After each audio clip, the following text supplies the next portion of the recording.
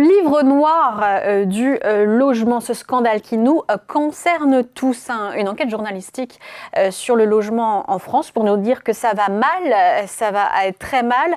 Bonjour David Desquinville. Bonjour. C'est vous qui êtes l'auteur de ce livre aux éditions Albin Michel. Ce livre qui sort à un an de la présidentielle, c'est quand même pas par hasard. Vous faites le constat assez triste que le logement est irréformable finalement en France. Il y a trop d'intérêts croisés, on va en parler.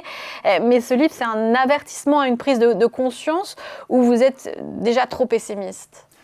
Alors, le livre noir induit un petit peu l'idée d'un certain pessimisme, mais ce n'est pas exactement ce que j'ai voulu faire. Ce que j'ai voulu faire avec ce livre, c'est finalement une alerte. Pourquoi ? Parce que le logement, c'est un petit peu le symptôme d'une crise démocratique qui est illustrée de différentes façons, quels que soient les sujets qu'on aborde, que ce soit la propriété, la location, le logement privé, le logement social. On se rend compte qu'il y a un déficit de confiance très important qui se fait entre les citoyens et les promesses faites aux citoyens par le biais de la loi, à savoir, il y a un texte dans le préambule de la Constitution en 1946 qui indique que le logement, un logement décent est un droit fondamental en quelque sorte, et d'autres lois par la suite qui confortent cette position. Et cette promesse semble ne pas être tenue, puisqu'aujourd'hui, on se rend compte que 58% des Français ont des difficultés d'accès au logement. Donc c'est quand même très problématique, c'est plus de la moitié de la population.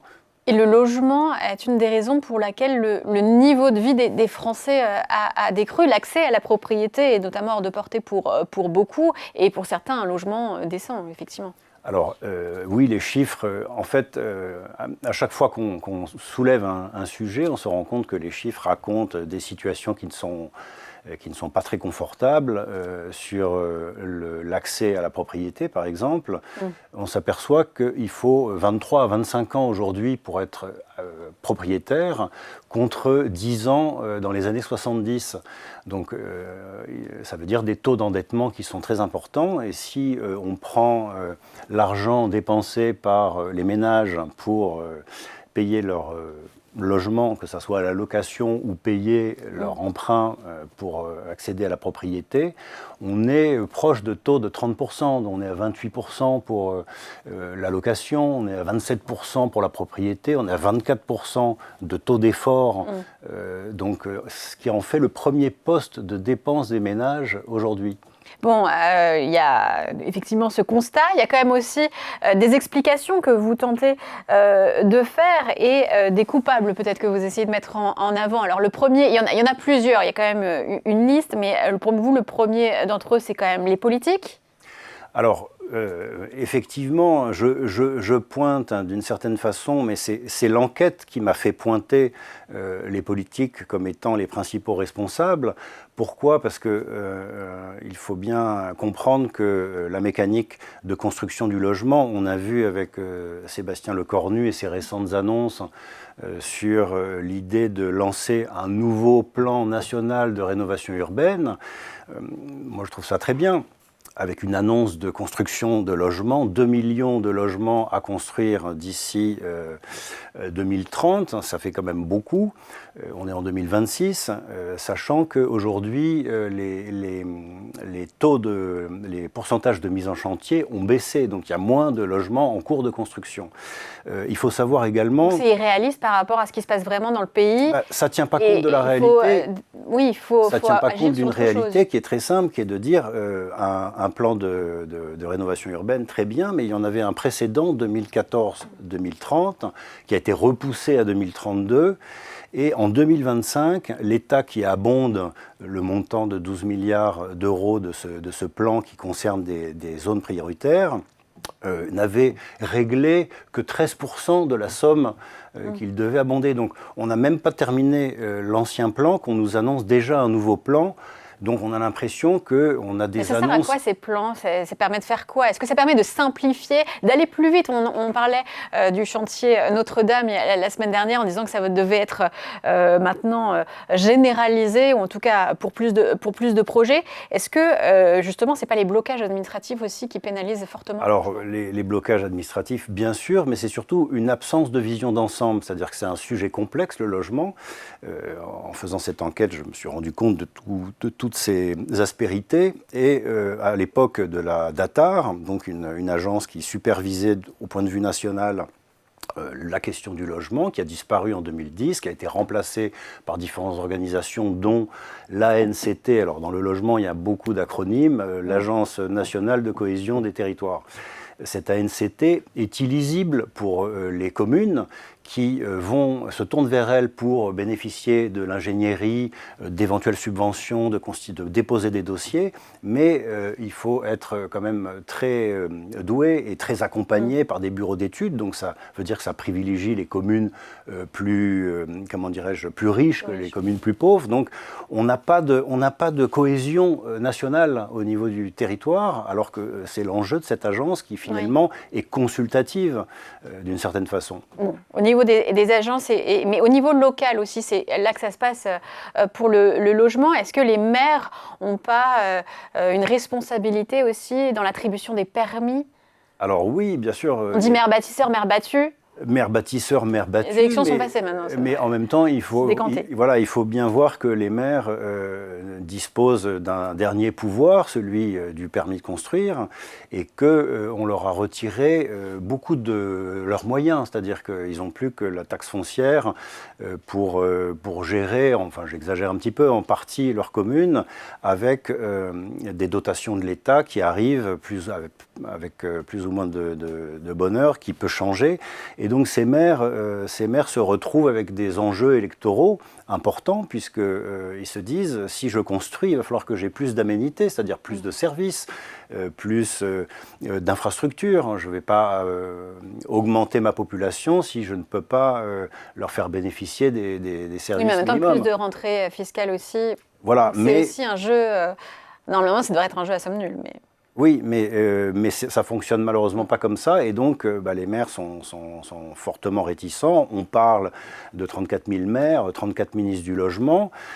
D'une certaine façon, c'est un peu vrai, et on se rend compte qu'on met en concurrence les territoires les uns entre les autres. Donc on parle de cohésion nationale, et en même temps, on dit aux maires, débrouillez-vous. C'est vous qui avez la main. Donc ça fait un curieux paradoxe de volonté de décentralisation, et à côté de ça, Mais alors vous, de votre enquête, le logement, il doit être centralisé justement, dirigé depuis Paris, ou alors sur le terrain? Moi, je ne fournis pas de réponse, je pointe les dysfonctionnements et je dis le logement, c'est un sujet majeur, c'est 618 milliards de dépenses par an, c'est le premier poste de dépenses des ménages après la nourriture et le transport.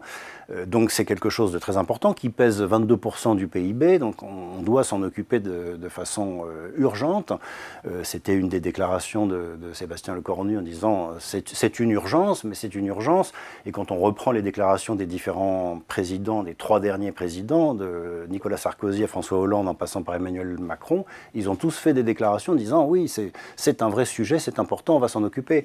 Et on est en 2026.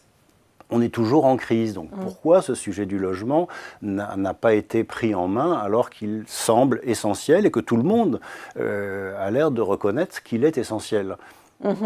Et alors, on peut parler aussi du logement social, parce que là aussi, il y a d'autres inepties, en fait. Si on regarde Action Logement, par exemple, c'est un organisme que vous détaillez dans ce livre, qui dépense un pognon de dingue, pour reprendre une expression connue, grâce d'ailleurs au livret A, c'est financé grâce au livret A, et le résultat n'est pas là, parce que le nombre de logements sociaux construits a même dramatiquement baissé depuis 2016. Et vous posez la question, comment c'est possible? Comment c'est possible? Parce que l'argent d'Action sociale, c'est l'argent des entreprises. C'est les 0,45% des entreprises qui abondent pour assurer aux salariés des possibilités de logement sur leur lieu de travail. Et à partir de là, Action Logement doit mener cette mission, et c'est sa mission principale. Mais il se trouve que par la suite de réorganisations diverses et variées, Action sociale se retrouve à la tête d'une somme assez colossale et sa mission est en train de se décaler vers les enjeux de logements sociaux, mais ils ne sont pas là pour répondre à toutes ces problématiques. Le logement social, c'est une problématique nationale. Donc on fait d'une promesse, c'est-à-dire le logement est un droit fondamental, l'accès au logement social devrait être ouvert à tous, 70% des Français sont éligibles au logement social, alors que la réalité du parc social, elle est complètement différente. Il n'y a pas assez Mais de logements. 26 ans à Paris pour avoir un logement social. Oui, alors ça, on a le temps de voir sa situation évoluer quand même. C'était une déclaration du président du MEDEF, je crois. Oui. Effectivement, le taux d'attribution est inférieur à 10%, et ce qui fait que comment dirais-je, les personnes qui souhaitent obtenir un logement social doivent renouveler chaque année leur dossier. Ça se fait encore par copinage quand même, c'est aussi ce que vous dites un peu, ce que vous dénoncez. Alors oui, il y a également aussi des systèmes de copinage, il y a des systèmes parallèles qui se mettent en place. En fait, à chaque moment qu'on soulève un sujet sur cette question du logement, on trouve des biais, même le ministre du Logement, Vincent Jeanbrun, en enquêtant un petit peu sur son parcours, je me suis rendu compte, quelqu'un qui a fait des déclarations en disant je trouve des solutions pour les locataires et les propriétaires, c'est ça ma mission, voilà ce qu'il dit en substance au mois d'avril dernier, enfin au mois d'avril d'aujourd'hui, pardon, et je me suis rendu compte que quand il était président d'un syndicat de gestion d'un cimetière intercommunal du Val-de-Marne, il a été pointé comme ayant potentiellement favoriser deux de ses collaborateurs à trouver un logement, des logements qui étaient consacrés normalement aux salariés de ce cimetière intercommunal. C'est systémique en fait, c'est dans le système. Donc on dit oui, peut-être qu'il a fait ça, je ne sais pas, mais ça pose quand même des problèmes de sens qui sont un petit peu embêtants. Oui, comme l'argent public aussi, argent mal dépensé généralement. Vous dites qu'il y a des contrats, il y a des factures payées sans prestation derrière, et ça dérange personne. Justement, ça en arrange peut-être même certains. Oui, alors il y a d'autres exemples de scandales quand même qui sont très représentatifs. En fait, les affaires que j'ai pu détecter, sur lesquelles j'ai enquêté, je les présente comme des illustrations. Ce sont des illustrations des dysfonctionnements. Je ne dis pas qu'un tel est le coupable et que c'est sur lui qu'il faut... On rappelle aussi Jean-Pierre Chevènement qui a occupé un HLM jusqu'à il y a quelques temps. Là, il en est parti, mais ça a été très long. Ça a été très long et c'était une affaire aussi assez scandaleuse. Donc je pense à l'affaire de Manille-les-Hameaux, de tout un quartier, 300 maisons, plus de 1000 personnes, qui vivent dans des maisons avec des problèmes de compteurs à gaz qui ont été enfermés malgré la loi. Et ces compteurs à gaz, personne ne cherche à les remettre aux normes. Pourquoi ? Parce que le bailleur social, le maire, l'ancien maire donc, qui était en charge, et GRDF, se renvoie la responsabilité de cet enfermement des compteurs à gaz et donc de l'argent qu'il faut dépenser pour remettre aux normes. Sachant que ça dure depuis plusieurs années et qu'il y a eu des drames. Et qu'il y a eu un drame avec une explosion dans une rue adjacente où une maison a explosé et une mère et 3 enfants sont partis aux urgences. Alors dans la liste des coupables, vous ne mettez pas les propriétaires. Au contraire, votre thèse, c'est quand même que les propriétaires sont diabolisés, vus comme des méchants spéculateurs.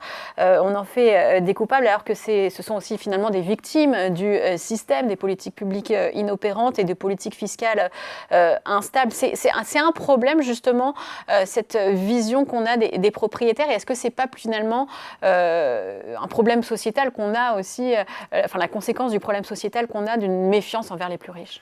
Oui, peut-être après, chacun voit midi à sa porte, comme on dit de façon banale, mais les propriétaires, ils défendent leurs biens, ils défendent la rentabilité de leur investissement, ils essaient de trouver des solutions dans le cadre légal qui est celui où ils se trouvent. Donc en fait, à chaque fois, ça renvoie à la question de la législation. Quand je citais le préambule de la Constitution, logement décent est une valeur constitutionnelle, mais à la main de la législature et des gouvernements. Donc, en fait, la responsabilité, elle est pointée dans ce texte. Si les gouvernements et la législation n'est pas capable de créer suffisamment de confiance pour que les propriétaires puissent se dire bah oui, je vais pouvoir louer par exemple plus facilement mon bien, bah ça va pas fonctionner.